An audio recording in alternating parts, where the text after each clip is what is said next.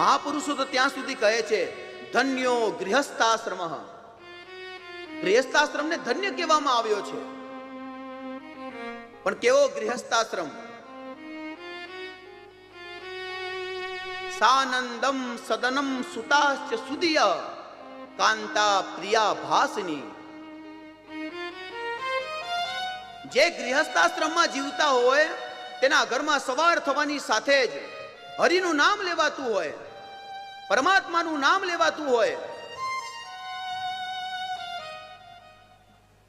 તેના ઘરના અંદર પરમાત્મા માટે ભોગ ધરાતો હોય, કીર્તન થતું હોય, સાધુ સંતોના પધરામણી થતી હોય, બ્રાહ્મણોના મંત્ર ઘોષ થતા હોય, એવા ગૃહસ્થાશ્રમને ધન્ય કહેવામાં આવ્યો છે.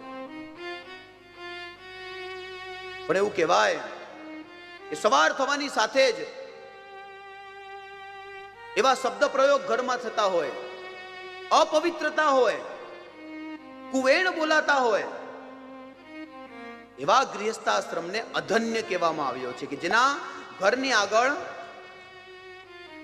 કોઈ સાધુને આવવાની ઈચ્છા ન થાય, કોઈ બ્રાહ્મણને આવવાની ઈચ્છા ન થાય, અને એના ઘરનું જલપાન કરવાની પણ જો ઈચ્છા ન થાય તો એવા ગૃહસ્થાશ્રમને અધન્ય કહેવામાં આવ્યો છે.